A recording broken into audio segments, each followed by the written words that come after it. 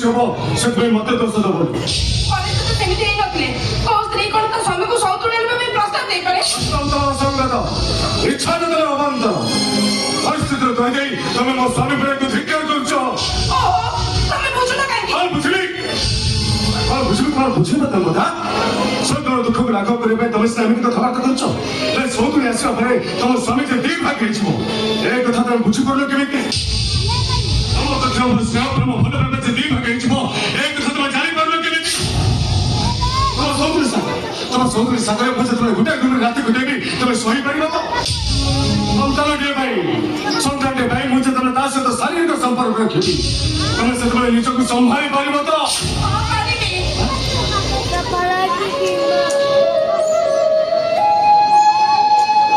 କନ୍ଥା ନାରୀର ଅପବାଦରୁ ମୁକ୍ତି ପାଇବା ପାଇଁ ମୁଁ ସବୁ କଷ୍ଟ ଯନ୍ତ୍ରଣାକୁ ହସି ହସି ସହିଯିବି। ସେ ବାଜେ ଚୁକ୍ତି ବନ୍ଦ ବାଜେ ଚୁକ୍ତି ମୁଁ କରୁନି, କରୁଛ ତମେ। ନାରୀ ଚଳେ ନାରୀ।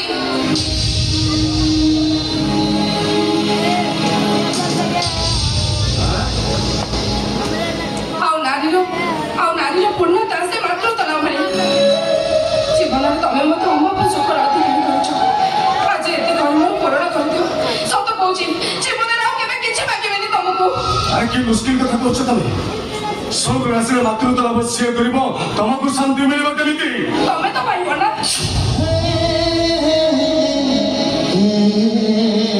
ତମେ ପିତୃତ୍ୱ ଲାଭ କରିବ। ଏଇ ବଂଶକୁ ତାର ଉତ୍ତରଦାୟିତ୍ୱ ମିଳିଯିବ। ଏତିକି କହ ମୋ ପାଇଁ ଶାନ୍ତିର ସମାହାର ନୁହେଁ। ମୁଁ ସିନା ଦେବକି ହେଇପାରିବିନି, ହେଲେ ଯଶୋଦ ମା ତ ହେଇପାରିବି। ତାକୁ କୋଳରେ ଧରି ଛାତିରେ ଭିଡ଼ି ମୁଁ କଣ ମୋ ମା ପଣିଆକୁ ସାଧ୍ୟ କରିପାରିବିନି? ହେ ଭଗବାନ, ହେ ରାଣୀ, ମୁଁ ତମକୁ ହାତ ଯୋଡୁଛି ଏ ବିଷୟ କଥା ବନ୍ଦ କର। ମୁଁ ବି ତମକୁ ହାତ ଯୋଡୁଛି, ତମେ ମୋ କଥାରେ ରାଜି ହେଇଯାଅ।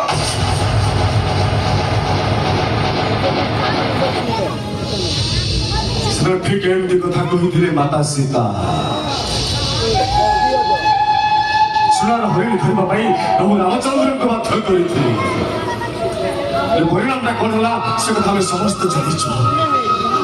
ତମେ କଣ ଭାବୁଛ ସେମାନଙ୍କ ଭଳି ଆମ ଦାମ୍ପତ୍ୟ ଜୀବନରେ ଝଡ଼ ସୃଷ୍ଟି ହଉ, ଆମ ସମ୍ପର୍କଟା ନଷ୍ଟ ହେଇଯାଉ, ଆମ ସ୍ୱାମୀ ସ୍ତ୍ରୀଙ୍କ ଦାମ୍ପତ୍ୟ ଜୀବନର ରକ୍ତାକ୍ତ ହେଇଯାଉ? କିଛି ବି ହବନି। ଯୋଉ କଥାକୁ ସ୍ତ୍ରୀର ବିରୋଧ କରିବା କଥା ସେ ଯେତେବେଳେ ସେ କଥାକୁ ସ୍ୱାଗତ କରୁଛି, ତମେ ସ୍ୱାମୀ ହେଇ ଭଳି ଆଶାକରେ ପୁଣି ଯାଉଛ କେମିତି? ଠିକ ଅଛି, ତମର ସନ୍ତାନଟିଏ ଦରକାର ତ ମୁଁ ତମକୁ ସନ୍ତାନଟିଏ ଦେବି। ଦ୍ୱିତୀୟ ବିବାହ କରିବୁ, କୌଣସି ଅନାଥ ଆଶ୍ରମର ସନ୍ତାନଟି ଆଣି ଆମେ ଉଭୟ ପିତାମାତାର ଗୌରବ ଅର୍ଜନ କରିବା। ଅନାଥ ଆଶ୍ରମ ପିଲାଟି ଆଣି ତାକୁ ପାଳି ପୋଷି ବଡ଼ କରିବି। ତମେ ସିନା ପିତା ମାତାର ହେଇପାରିବ, ବାପା ମାର ସାର୍ଟିଫିକେଟ କେତେ ଝୁଲେଇ ଦେଇପାରିବ, ହେଲେ ତୁ କଣ ତା ଦେହରେ ସାମଗ୍ରୀ ଖାନଦାନ ରକ୍ତ ପ୍ରବାହିତ କରିପାରିବୁ? ବହୁ ଚାହିଁ ଏମିତି ଗୋଟେ ସନ୍ତାନ ଯିଏ ସାମଗ୍ରୀ ଖାନଦାନ ରକ୍ତକୁ ଗର୍ବରେ ଧରିଥିବ, ଯାହାକୁ ନେଇ ମୁଁ ଗର୍ବ କରିବି, ଯାହା ହାତରୁ ମୋ ପୂର୍ବ ପୁରୁଷମାନେ ପିଣ୍ଡ ପାଣି ପାଇବେ। ଏସବୁ କାମ କଣ ଅନାଥ ଆଶ୍ରମ ଆସିଥିବା ସନ୍ତାନ କରିପାରିବ? ସେମାନଙ୍କର ସନ୍ତାନ ନାହିଁ, ସେମାନଙ୍କର ପୋଷ୍ୟପୁତ୍ର ଗ୍ରହଣ କରୁନାହାନ୍ତି। ଗ୍ରହଣ କଲେ ବି ତା ବାପା ମାର ଠିକଣା ଥାଏ, କିନ୍ତୁ ଅନାଥ ଆଶ୍ରମ ପିଲା କୌଣସି କଳୁଷିତ ସମ୍ପର୍କରୁ ସୃଷ୍ଟି ହୋଇଥାଏ, ଯାହାର ବାପା ମାର ନିର୍ଦ୍ଦିଷ୍ଟ ଠିକଣା ନଥାଏ। ମୁଁ ମାନୁଛି ସେ ପିଲା ସୁନା ମୁଣ୍ଡା ହେଇପାରେ, କିନ୍ତୁ ବିଷ ପୁଠା ଯେ ନ ହବ ତାର କିଛି ଗ୍ୟାରେଣ୍ଟି ଅଛି? ନିଜ ରକ୍ତରୁ ସୃଷ୍ଟି ହୋଇଥିବା ସନ୍ତାନ ଯେ ବିଷବୃକ୍ଷ ନ ହବ ତାର କଣ କିଛି ଗ୍ୟାରେଣ୍ଟି ଅଛି? ହଁ ଗ୍ୟାରେଣ୍ଟି ଥାଏ। କାରଣ ତୁଳସୀ ଗଛରେ ନିମ୍ବପତ୍ର ସୃଷ୍ଟି ହୁଏନି କି ଆମ୍ବ ଗଛରେ ଆମ୍ବଳା ଫଳେନି। ଯଦି ସେମିତି ହୁଏ ତାହେଲେ ମୁଁ ଧରିନେବି ଏଇଟା ହଉଛି ମୋ ଭାଗ୍ୟ।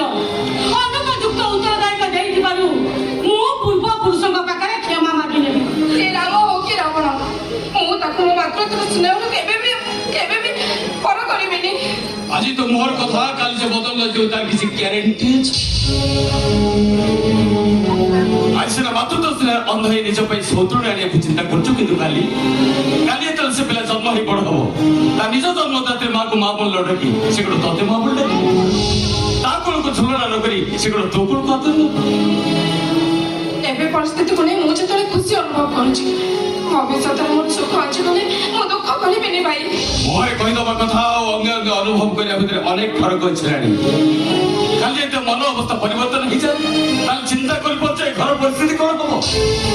ସାଗର ଯୋଉ ଦ୍ୱିତୀୟ ପତ୍ର ବଡ ଦୋକାନରେ ବାନ୍ଧି ହେଇଥାନ୍ତି ତାହେଲେ ମାରିବୁ ସହିପାରିବି ମୁଁ କିନ୍ତୁ କାହା ହାତରେ ଖେଳନା ଗନ୍ଧେଇ ସାଜି ପାରିବିନି କିନ୍ତୁ ବିବାହ କରି ଚାଲି ଶୁଣି ଫାଶୀ ଖୁଣ୍ଟରେ ଚଢି ପାରିବିନି ଏଇଟା ମୋ ଶେଷ କଥା ଶେଷ କଥା କହି ତୁ ମୋ ମନର ଅସୁମାରୀ ସ୍ୱପ୍ନକୁ ନଷ୍ଟ କରିଦେଲା ଏମିତି କାହାର କିଛି ଅସୁବିଧା ନ ହବ ସେଇଥିପାଇଁ ମୁଁ ଗୋଟେ ଉପାୟ ଚିନ୍ତା କରିଛି ଯୋଉଥିରେ ତମେ ନିଜର ବାପା ମା ହେଇପାରିବ ଯୋଉଥିରେ ମୋ ବଂଶର କୁଳ ରକ୍ଷା ହେଇପାରିବ ଆଉ ସେଇ ସନ୍ତାନ ମୋ ବଂଶର ରକ୍ତ ନେଇ ଜନ୍ମଗ୍ରହଣ କରିବ ମା ମୁଁ ଆପଣଙ୍କ କଥା ବୁଝିପାରିଲି ନା ଆପଣ କୋଉ ଉପାୟ କଥା କହୁଛେ କଣ୍ଟ୍ରାକ୍ଟ ମ୍ୟାରେଜ ବର୍ଷକ ପାଇଁ ସାଗରର ଚୁକ୍ତି ବିବାହ କରେଇବି ବର୍ଷକ ଭିତରେ ସିଏ ଯଦି ଗର୍ଭଧାରଣ କରିବାକୁ ସକ୍ଷମ ହୁଏ ତାହେଲେ ସିଏ ଏଇଠି ରହିବ ପିଲାଟା ଜନ୍ମ ଦେଇ ସାରିବା ପରେ ସିଏ ତା ବାଟରେ ଚାଲିଯିବ ବଢିଆ ଉପାୟ ଚିନ୍ତା କରିଛନ୍ତି ମା ରାଣୀର ଆଶା ଆକାଂକ୍ଷା ବି ପୂର୍ଣ୍ଣ ହେଇଯିବ ଆଉ ଏ ଘରକୁ ଉତ୍ତରଦାୟିତ୍ୱ ବି ମିଳିଯିବ তোমার মুন্ড কোন খারাপ হয়েছে তবে গমান্তর চিন্তাধারা তোমার মুন্ড ভিতরে বস্তু কেমিতি ଏଇଟା କିଛି ଅବାନ୍ତର ଚିନ୍ତାଧାରା ନୁହେଁ অন্তর নদন বিবাহের পবিত্র সম্পর্কକୁ ମୁଁ ଗୋଟାଏ ବର୍ଷ ପାଇଁ ଚୁକ୍ତି ବିବାହ କରିବି ଆଉ ସେଠୁ ସନ୍ତାନ ଦେଇ ଚାଲିଗଲା ପରେ ମୁଁ ତାକୁ ଏଠୁ ବାହାର କରିଦେବି ମୁଁ ମଣିଷ ନା ଆଉ କଣ ସ୍ୱାମୀ ପ୍ରୀତ କହି ବାକି ତକ ଜୀବନ ଯାତ୍ରା ତାର ଅନ୍ଧକାର ହେଇଯିବ ମୁଁ ସେତେବେଳେ ଶାନ୍ତିରେ ବଞ୍ଚି ପାରିବି ତ ଅବଶ୍ୟ ସାଗର କିଛି ଭୁଲ କଥା କହୁନାହାନ୍ତି ମା ଏ ନିୟମ ଆମ ସଂସ୍କୃତିର ବାହାରେ ସମାଜ ମୂଳରେ କୋଠାର ଖାତ ପାଶ୍ଚାତ୍ୟ ଦେଶରେ ସେଟା ଏସବୁ ସମ୍ଭବ ହେଇଥାଏ କିନ୍ତୁ ଆମ ଦେଶରେ ଏସବୁ ଚଳିବନି এই ঘটনাକୁ ଆମେ ଆପଣଙ୍କ କଣ୍ଡରେ କ୍ଷତି କଣ ସେଥିରେ କଣ ତମ ଭଳି ସ୍ୱାର୍ଥପର ନାରୀ କେବେ ବି ବୁଝିପାରିବ ସାଗର ମୁଁ ତମଠୁ ବୟସରେ ବଡ ହିସାବରେ ମୋ ସିଦ୍ଧାନ୍ତକୁ ମୁଁ ତମ ଉପରେ ଲଦିବାକୁ ଚେଷ୍ଟା କରୁନି ମୁଁ ତ ବହୁତ ଖୁସି ଯେ ମୋ ଭଳିର ଭାଗ୍ୟ ବଳରେ ତମ ଭଳି ଜୀବନ ସାଥୀ ସେ ପାଇଛି ତେଣୁ ଏ ଘର ବନ୍ଧୁ ହିସାବରେ ମୁଁ କେବଳ ଏତିକି କହିବି ତମେ ଯଦି ଉଚିତ କଥା କହୁଛ ସେଠି ପରିସ୍ଥିତିରେ ପଡି ରାଣୀ ଆଉ ମା ମଧ୍ୟ ଅନୁଚିତ କଥା କହୁନାହାନ୍ତି ବିପଦ ସମୟରେ ସ୍ୱୟଂ ଭଗବାନ ଯେତେବେଳେ ଗର୍ଭପାତ ଧରିଥିଲେ ଆମେ ତ ନିମିତ୍ତ ନା କିନ୍ତୁ ମୋ ଇଚ୍ଛା ଯଦି ପୂରଣ ନ ହୁଏ ତାହେଲେ ମୁଁ ସୁଇସାଇଡ୍ କରିବି ଜଗନ୍ନାଥଙ୍କ ମନ୍ଦିରରେ ମୁଁ ତ ପାଣି ପାଣି ମରିଯିବି ରାଣୀ